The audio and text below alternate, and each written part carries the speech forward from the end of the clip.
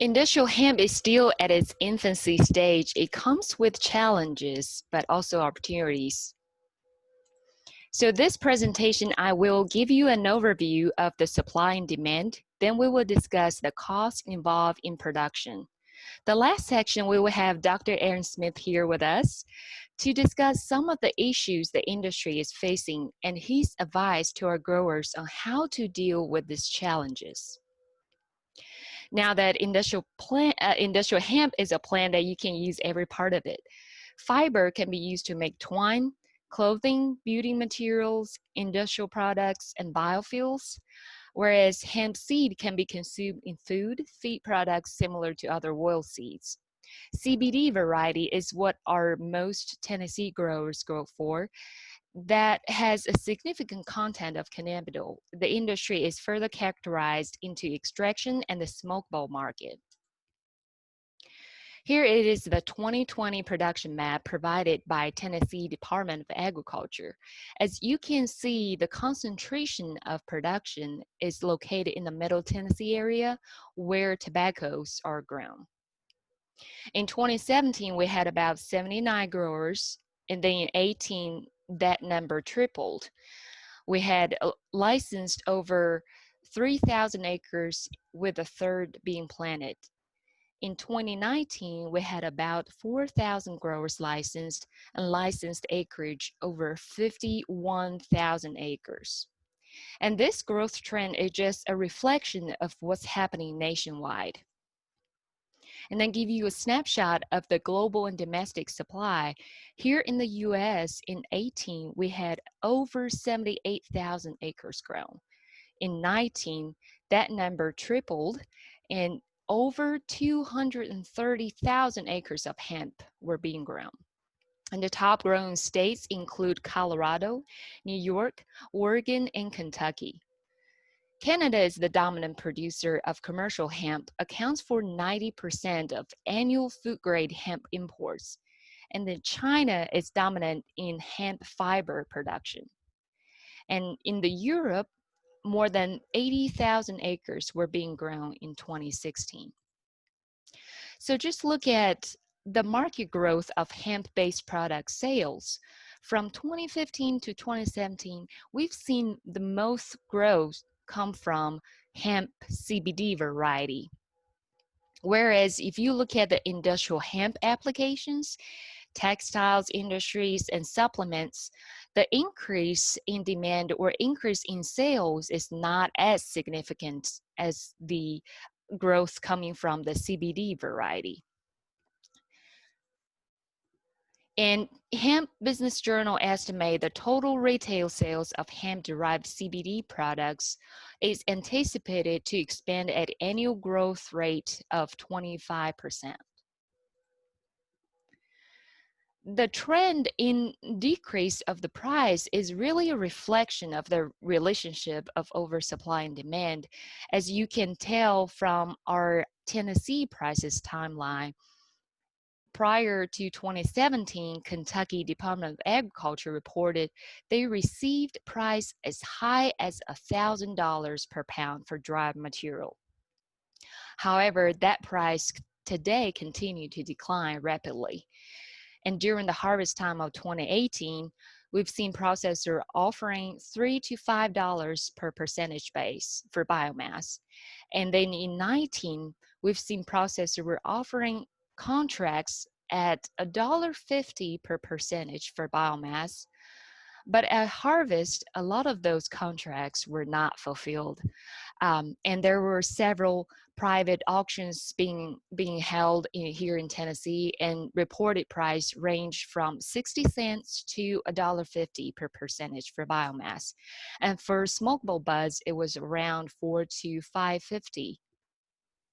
And one Tennessee oil processor said that when he first went into the business, that he'd seen price around $1,800 per kilo. But today it's decreasing to more like in the $250 to $350 per kilos range. And that price does not even cover his extraction process, the cost into the process. So to forecast what will happen this year, here is the graph to look at the correlations of price and production. As you can tell that in 2017, some growers probably benefited from that unicorn price that everybody was talking about. But in 2018, you see the price decrease sharply in response to the increase in production. And in 2019, the oversupply resulted in another year of decrease in price. And reportedly, more than 90% of the production were not being sold or being moved from growers to processors. So today, that majority of that production from last year are still in storage. And from the survey results we collected from 2020 Tennessee Industrial Hemp Survey, where we collected hundreds of responses, we would like to see a 40% reduction in production. However, with a huge inventory carryover from 2019, the total supply will not likely to decrease, which means we do not anticipate an uptrend in price this year. So like I talked about, production will likely to see a 40% reduction from our survey results, and oversupply will likely to continue because of millions of pounds of biomass inventory here in Tennessee. And the key word for growers this year is to survive. We've seen more growers are integrating processing and direct marketing into their business. However, I like to think about what is your exit strategy? What is your bottom line of investment? A lot of people are growing for the smokable market and selling on the smokable market.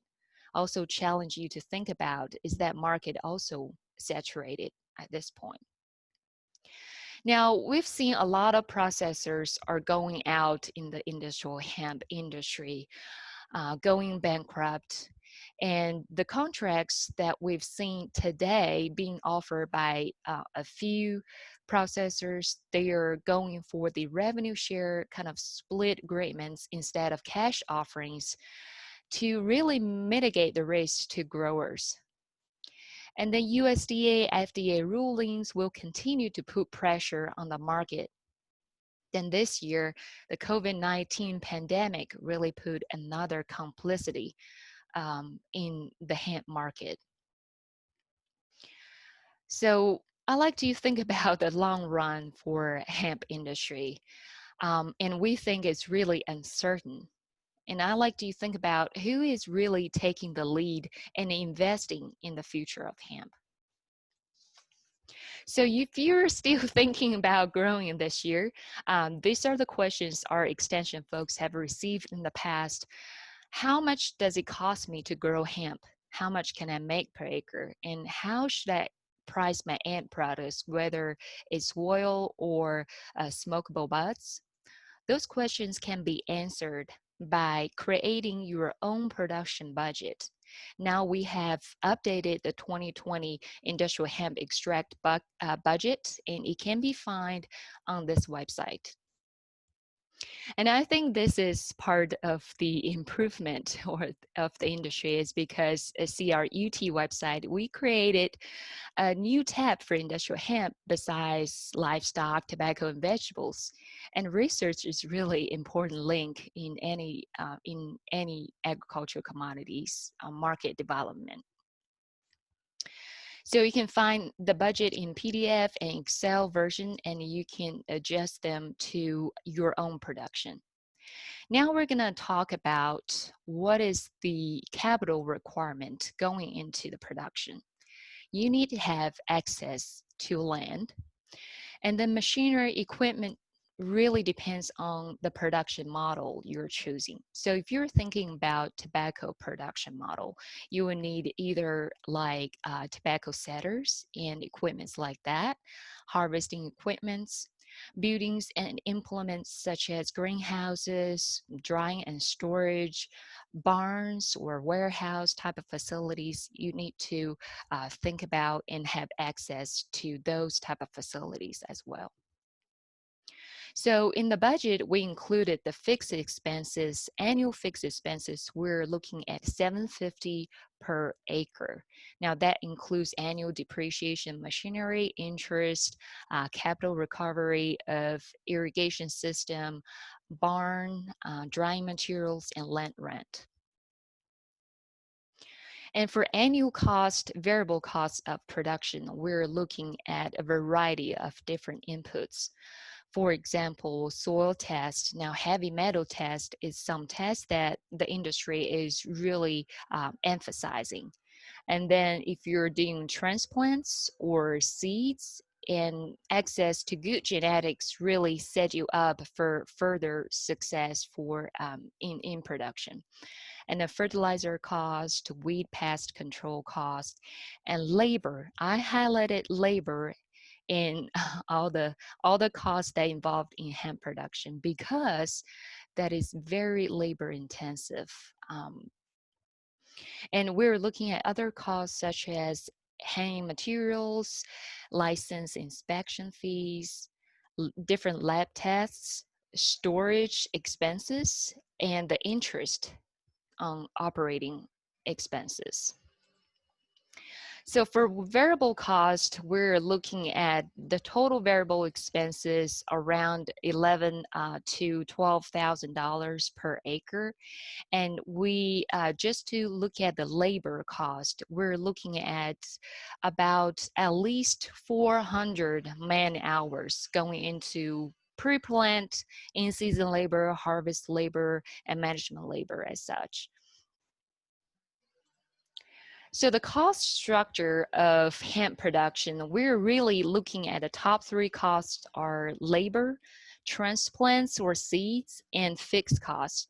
And this structure can change based on your size of operation, but this three costs, if you don't have access to labor or don't have access to good genetics, that really doesn't complete, where it really doesn't set you up for further success. So you need to really think about in this three costs or three inputs, do you have access to sufficient labor, good genetics, and the necessary machinery that you will require for production. So then we're looking at the revenue side. We're projecting a 10% content of CBD in biomass, and then price for per percentage, we're estimating 75 cents per percentage, and that's based on our resource. And the total plant population, we're estimating at 1,500 plants per acre. And percentage of transplant harvested or marketed, we're looking at 81% based on our survey results, which means that we're looking at about 19% of crop failure due to natural causes or other reasons. And we're looking at yield around 1.20 pounds per plant, and the estimated gross, we're looking at around $11,000. So combining the revenue and the cost, this is one of the really good information that you can find from the budget we created, is the profit matrix. Based on your projected yield and price, you will have an estimate or have an idea how much you will be making per acre. Now, based on our estimations, we're looking at around $1,400 a loss per acre. Now, that also depends on our assumption that you're going to sell all your produced. And a lot of growers out there, you'll say that I didn't sell any. So, and that really changed the scenario really quick. So today we're here with Dr. Aaron Smith. Aaron is our UT Crop Marketing Specialist. Aaron, we have received a lot of questions from our 2020 Industrial Hemp Survey. Now, I included 5 questions. Hopefully, you can give us a little bit insights of what do you think and your suggestions for growers. Sure. So the first question, somebody said that a contract is less valuable than toilet paper. What do you suggest growers to do when traditional production contracts become unreliable as a risk management tool? Yeah, 2019 was a really difficult year. There were several issues with processors being unable to fulfill the requirements in the contract. But I think the first thing to point out is not all contracts are the same. Some are more well designed, provide additional protections for growers. Some of them are 100% right. They're not worth the paper that they're printed on because they're not specified correctly to protect the producer, and provides too much flexibility, or not enough binding constraints on what the processor is able to do. So, one of the first things I always tell people that are going to enter into a contract is to make sure that you get the appropriate legal opinion on it, to make sure that you are understanding the clauses in the contract, making sure that you understand the protections that it provides and it does not provide, just so that legal contracts can be very difficult for the average person to understand. So making sure you rely on a professional to get that opinion. The other thing that's really challenging in industrial hemp and in all new industries is something that we refer to as counterparty risk. And essentially what that means is there's a risk associated with your business with doing, business with other companies.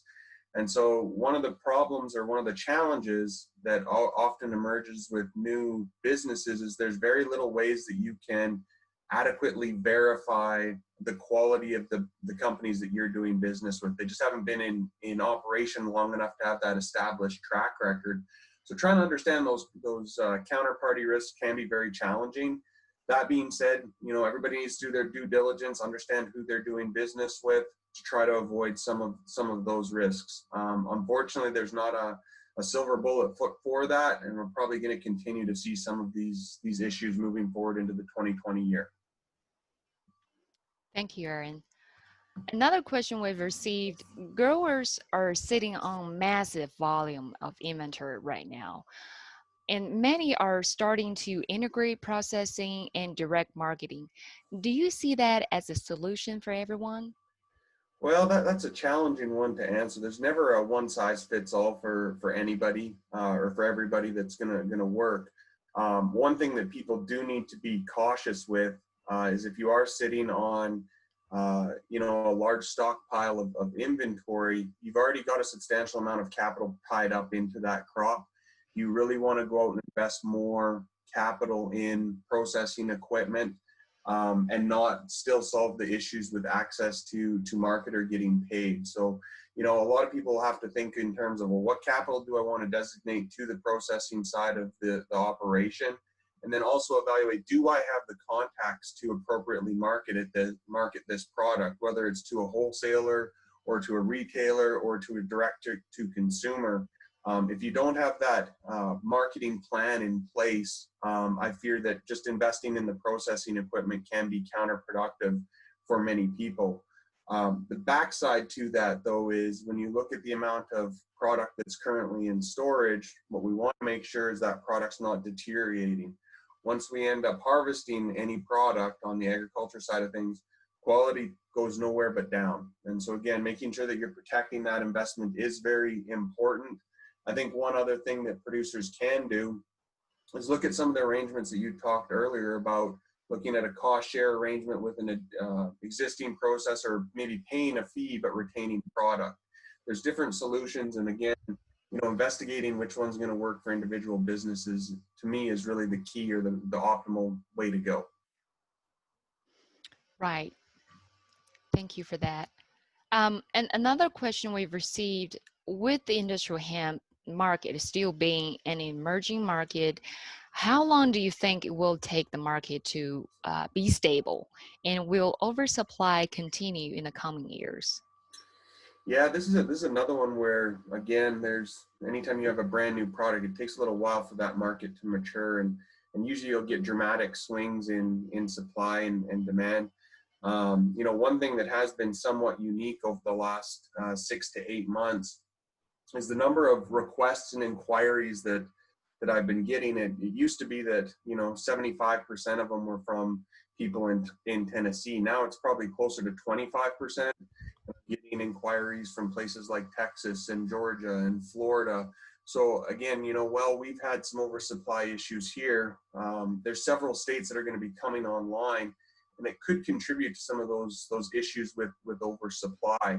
If you do look at kind of more mature markets, what you typically do see is kind of a cyclical pattern in price behavior. So you get an abundance of supply, the price goes down, and then you work through those supplies, and then the price reemerges, and it stimulates more production. And so you get this cyclical nature over time before you get into, the market's never quite in an equilibrium, but you are getting to a point where you are more consistently matching supply with demand. Now, the other thing that is somewhat unique to industrial hemp is you really do have to look at it by category. So, fiber versus seed versus the extract market, those are very different markets, and we still don't have a good understanding of what the long-term demand for those individual categories are and where they might regionally emerge. Just because we can grow it in certain regions doesn't mean that maybe we'll have the processing capacity or the infrastructure in place to maintain that. So I guess the short answer to the question is yes, we're probably likely to see continued oversupply in 2020. I think we will see additional states come online with production. Longer term, we'll have to see how these markets emerge regionally and in Tennessee in particular. Thank you. With 2020 being a really strange year, because of this COVID-19 pandemic, do you see that potentially impacting our consumers' behavior and demand of hemp?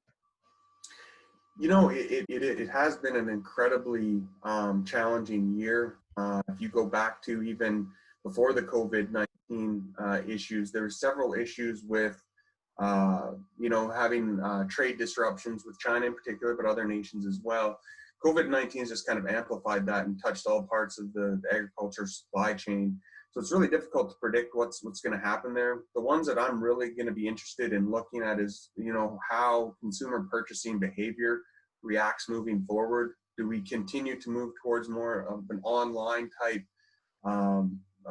purchasing behavior versus more of a traditional retail outlet? The other one in agriculture that's interesting to watch some of the trends is there more opportunity for direct from farm to consumer scenarios, or direct from processor to consumer scenarios that can be beneficial both to the producer and the consumer. So, we just don't have enough information on exactly what the outcome is going to be from the COVID-19 pandemic. But I think there will be some potential changes, definitely in the short term, and then potentially in the long term, that do affect how we market hemp, particularly for the extract markets. Well, the last question, in your opinion, do you think hemp will become a sustainable alternative for farmers, a possible solution for our tobacco producers? I don't know if it'll be a solution. I'm cautiously optimistic. I do still think that there's going to be a tremendous amount of growing pains in the industry, but I do think that there is the opportunity to end up having a sustainable hemp industry in Tennessee. How that looks, is highly uncertain. I don't know if it's going to be in the fiber market. I don't know if it's going to be in the extract market, or maybe a combination of the two. How the processing infrastructure and the support systems end up evolving over time are really going to be critical to how the industry develops. In terms of replacing something like tobacco, there's some parallels in the equipment that is used, but we still don't know for sure long-term what does that production method look like for the individual product categories. So, there is going to be that opportunity. There's tremendous risks in the industry, so expanding those are critical. But I am, like I said, cautiously optimistic that this could be a viable enterprise long-term for some producers. Unfortunately, there's going to be a lot of failure and a lot of growing pains along the way. Thank you, Aaron, for sharing those really important information with us. Thank you, Ars. And if you have any questions about what we talk about today, feel free to reach either of us.